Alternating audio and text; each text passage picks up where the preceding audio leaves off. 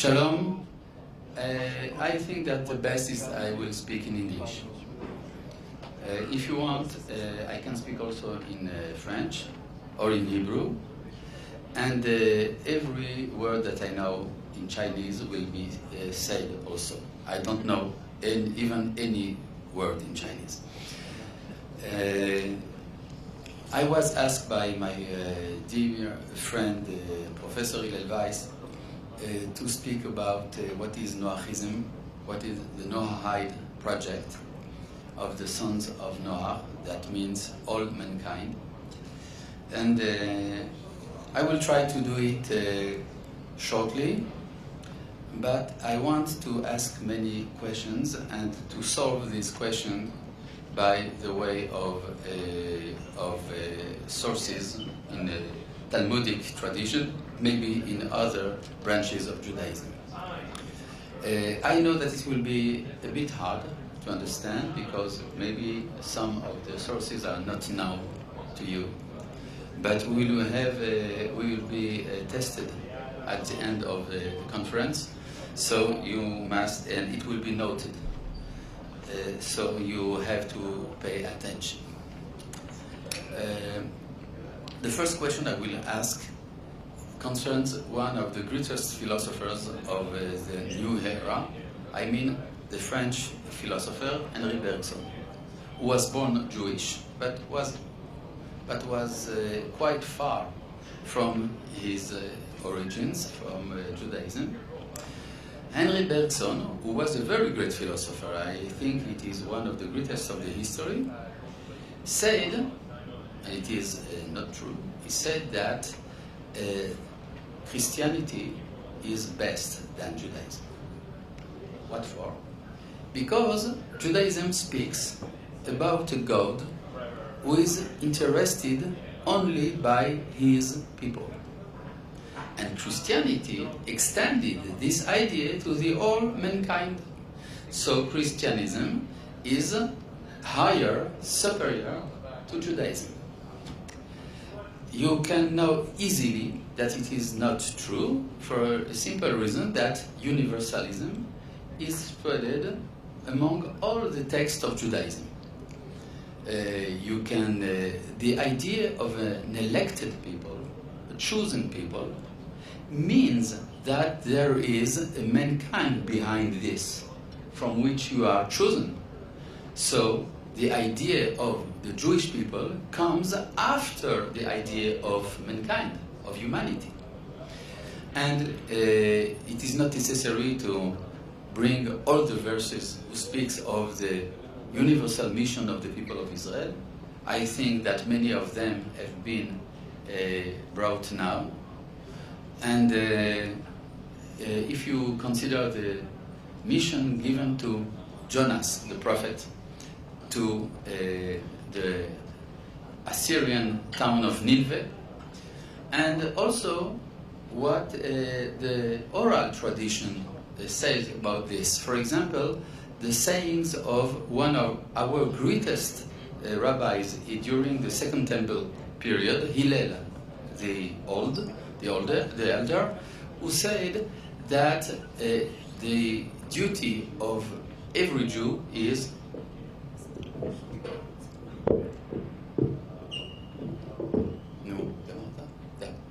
that the duty of every Jew is to love every created being and to approach them to the Torah.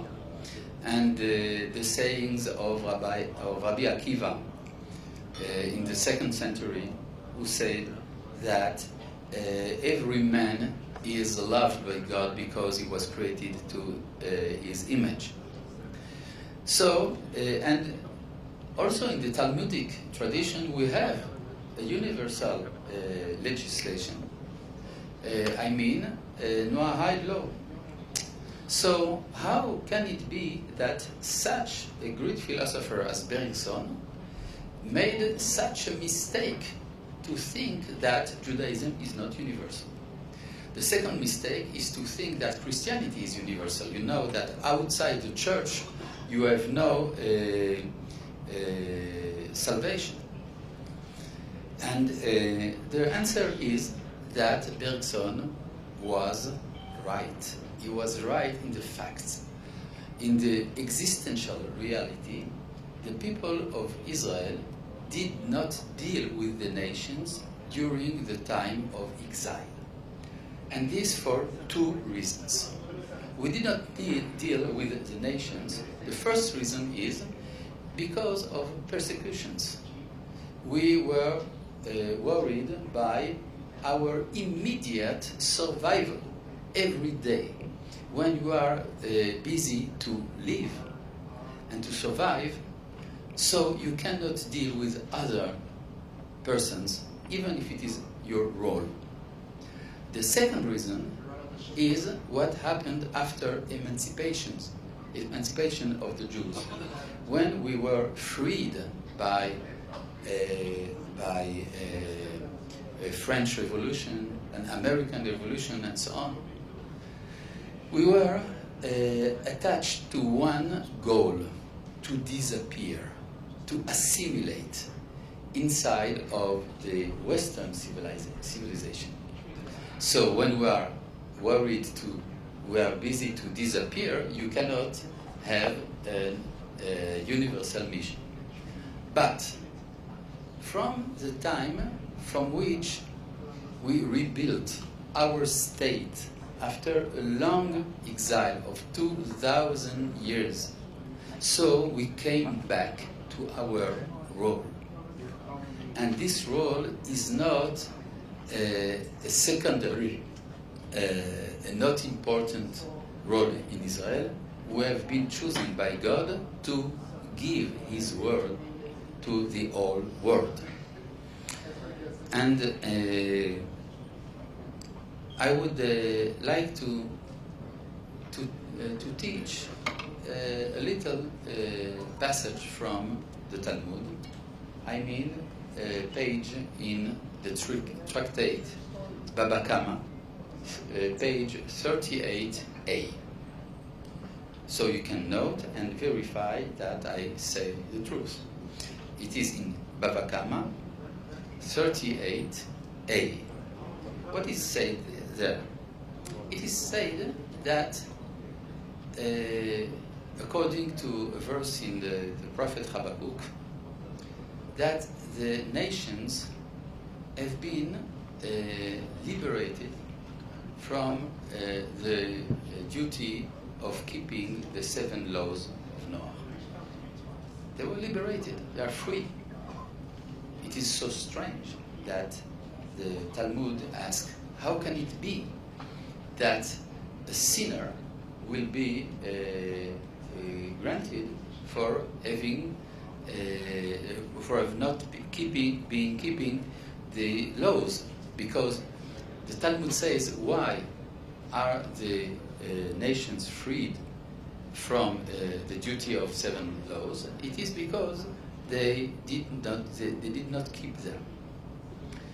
After this, Talmud says, no, nations are not liberated from the duty of 7 laws, but they are not granted by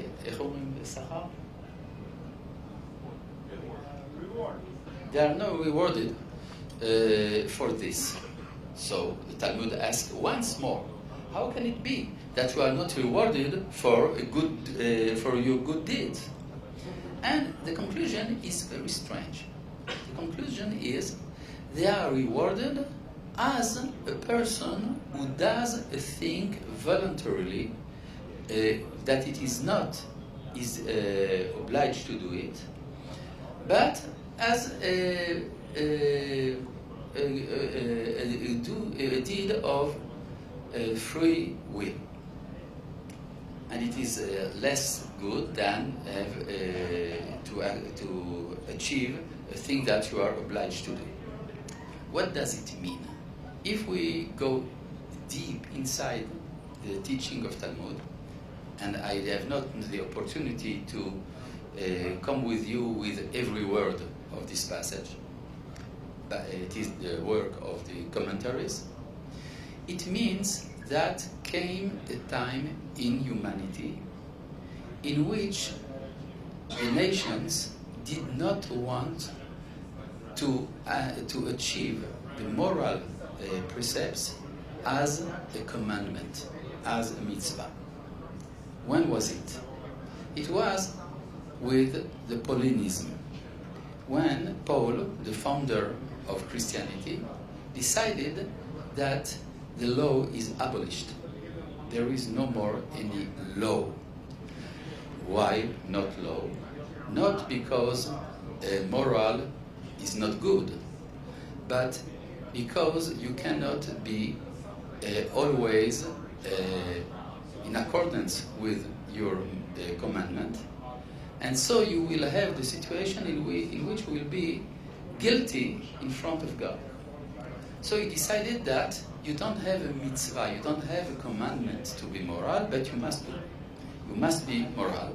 As I said, not everything is permitted, but not everything is good to do. And that's the reason for which we, the Jewish people, we decided, by the way of our tradition, to give to the nation the possibility of to achieve the moral values as a commandment of God. And to do it, you must accept the 7 laws in front of an official court of the Jewish people. That is the teaching of Maimonides. Maimonides, one of our main teachers in the Middle Ages.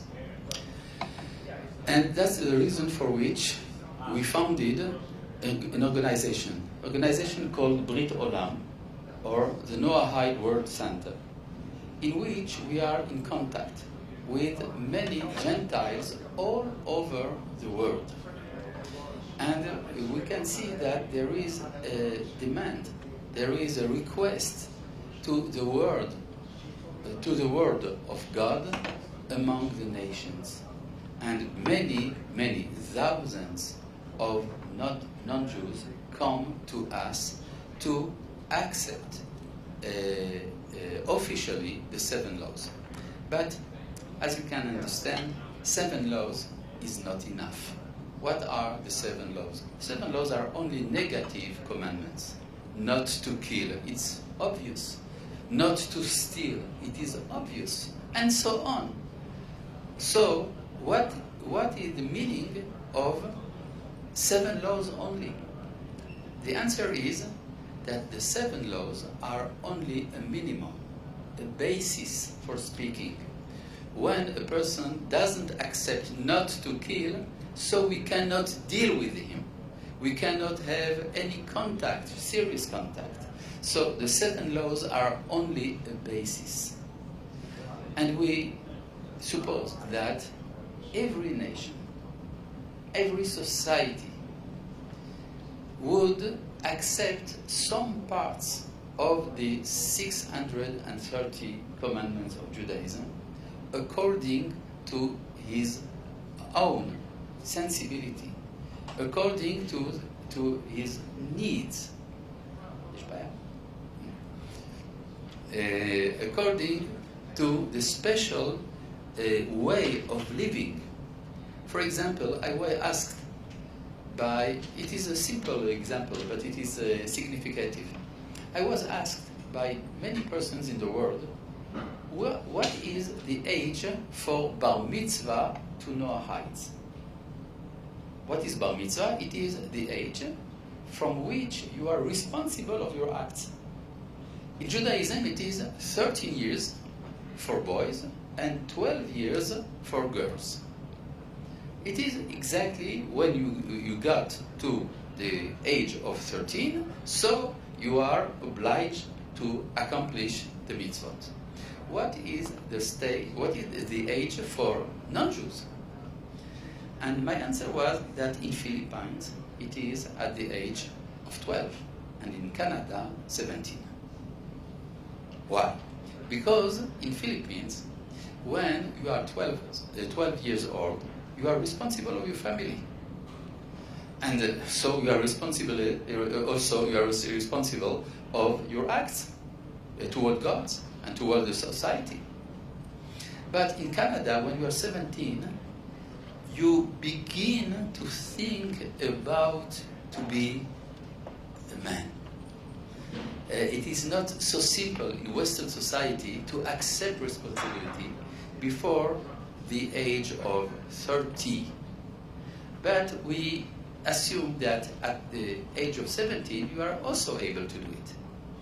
So that's the reason for which when I wrote these last years a book of laws for Noahides, I insisted on this point that every society has to assimilate the laws according to her own sensibility. And it is very hard to do this because we need to establish mutual committees for every nation and to sit with them and to check what is relevant or what is not relevant for every society. I would add, this is, for example, one of it is a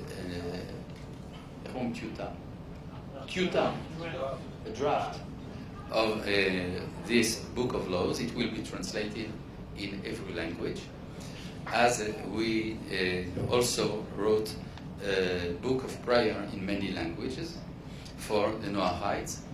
And I would like to consider one question that is often asked, not by non-Jews, but by Jews.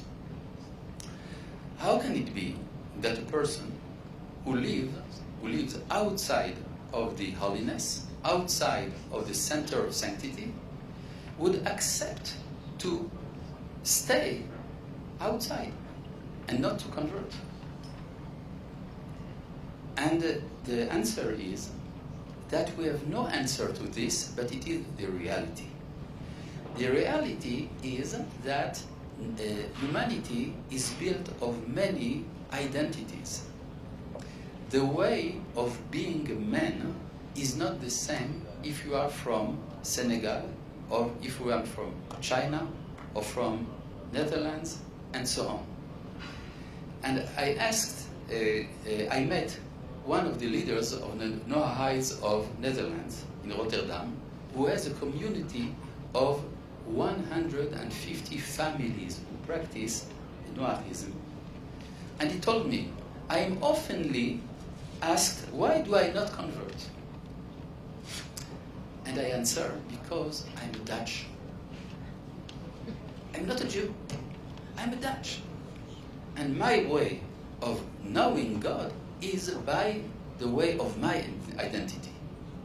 And if someone doesn't like this, so he can convert. No one will oppose him. But the main way for the all mankind is to respect the diversity of identities who God created in His world.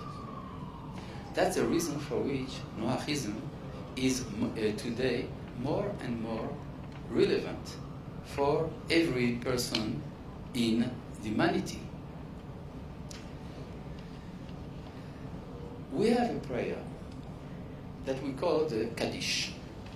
The Kaddish is by mistake considered as a prayer for mourning, or for mourners. It is not true. Mourners too say the Kaddish. But the Kaddish is one of the main prayers repeated almost 15 times in a day by Jews. And what it is said? It is said, Yitgadal v'yitkadash Shemei Rabbah, which means in Aramaic that we hope that will come the day in which the name of God will be sanctified among all the nations. And it is according to a verse in the prophet Ezekiel. Prophet Ezekiel says that will come a day in which God says, I will be greated, I will be magnified and sanctified among most nations, and they will know that I am God. And it is said in the context of a terrible war that may happen in the end of history, the war of Gog and Magog. And we don't have to accomplish such prophecies. The Talmud says that the prophecy of disaster may be not accomplished, but we need, if only we do the things necessary to achieve the results of this disaster without the disaster.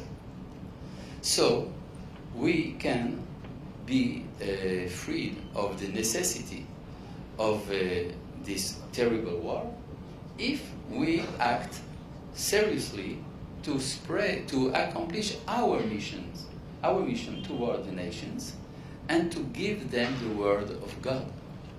What does it mean, the word of God? It means the relationship between transcendency and the world. I would like to give you an image. We can represent the world as a house. In this house are persons, and on the house you have a roof. And the roof, if we consider the metaphor, is the fact that we do not know directly God. Because to be in contact directly with God is dangerous. We can disappear mystically inside of divinity. So God was merciful to us and gave us a house with a roof. And this roof allows us not to meet directly God. But a house needs also a chimney. A chimney, I mean a hole.